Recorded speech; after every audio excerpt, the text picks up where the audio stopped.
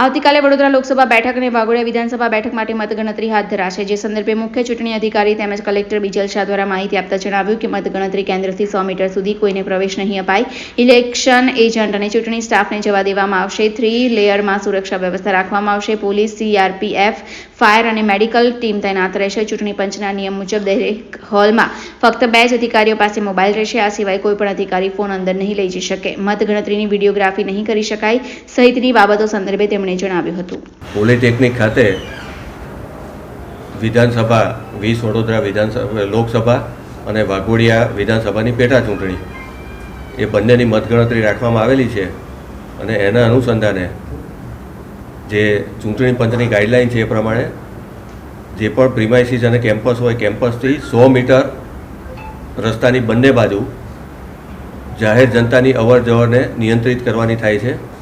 એટલે વહેલી સવારથી જ એ કોર્ડન કરી અને બંને બાજુ રોડની બંને બાજુ 100 મીટરના અંતરે કોર્ડન કરી દેવામાં આવશે.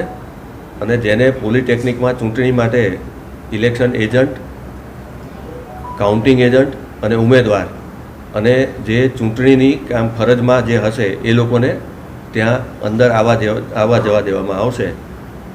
બીજું 3 લેયર સિક્યુરિટી, એટલે પહેલું લેયર કેમ્પસથી 100 મીટર બંને બાજુ, બીજું કેમ્પસ ઉપર પણ પોલીસ તૈનાત કરવામાં આવશે એના ગેટ ઉપર.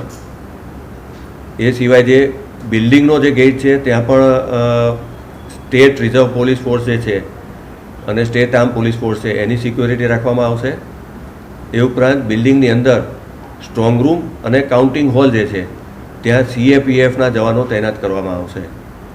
એ સિવાય દરેક ફ્લોર ઉપર ફાયરની ટીમ અને મેડિકલ ટીમ એ બંને ઇમરજન્સી માટે ગ્રાઉન્ડ ફ્લોર, ફર્સ્ટ ફ્લોર અને સેકન્ડ ફ્લોર 3 ફ્લોર ઉપર આ કાઉન્ટિંગ થઈ રહ્યું છે. તો 3 ફ્લોર ઉપર ફાયર અને મેડિકલની ઇમરજન્સી ટીમને પણ રાખવામાં આવશે. બિલ્ડિંગની બહાર એક 108 એમ્બ્યુલન્સ પણ ઇમરજન્સી સુવિધા માટે રાખવામાં આવેલી છે. એ સિવાય જે સ્ટ્રોંગ રૂમ અને સીલિંગને એની બધી જે કાર્યવાહી કરવાની છે એના માટે પણ પૂરતી સ્પેસ અમે ઉપલબ્ધ કરાવેલી છે. નિયમો ચૂંટણી પંચની જે ગાઈડલાઈન છે એ પ્રમાણે મોબાઈલ ફોન દરેક હોલમાં માત્ર 2 જે ચૂંટણી પંચે નક્કી કર્યા છે એ જે ETPBS અને એનકોરમાં જે OTP આવતો હોય છે એના માટે લઈ જવાના છે. એટલે એક AROનો મોબાઈલ અને અન્ય બીજો જે કોમ્પ્યુટર ઓપરેટર જે હોય છે એટલે જે એનું કામ કરતા હોય એનકોર અને OTPનું, એ 2 સિવાય કોઈ પણ ત્રીજો મોબાઈલ કોઈ પણ અધિકારી પણ લઈને અંદર જઈ શકશે નહીં. અને મીડિયાના મિત્રોને પણ હું ખાસ વિનંતી કરીશ કે ભારતના ચૂંટણી પંચની ગાઈડલાઈન પ્રમાણે કાઉન્ટિંગ હોલમાં જ્યારે જવાનું હોય તો તેમના મોબાઈલ જે આપણે મીડિયા સેન્ટર જે બનાવેલું છે તેમાં ફરજિયાત મૂકીને જવું પડે એવું છે. અને આપની પાસે જે હેન્ડીકેમ હશે તો હેન્ડીકેમ સિવાયનું ટ્રાયપોડ ઉપરનો કેમેરા પણ લઈને નહીં જઈ શકાય અને મોબાઈલથી પણ શૂટિંગ કરી નહીં શકાય. અને એ પણ જે EVMમાં જે ડિસ્પ્લે થતું હોય કોને કેટલા વોટ મળ્યા કે પોસ્ટલ બેલેટમાં જે ખોલીને જે કાઉન્ટિંગ થતું હોય કે કયો વોટ કોના કેન્ડિડેટમાં ગયો, તો એનું બિલકુલ કોઈ શૂટિંગ હેન્ડીકેમથી પણ કરવાનું નથી.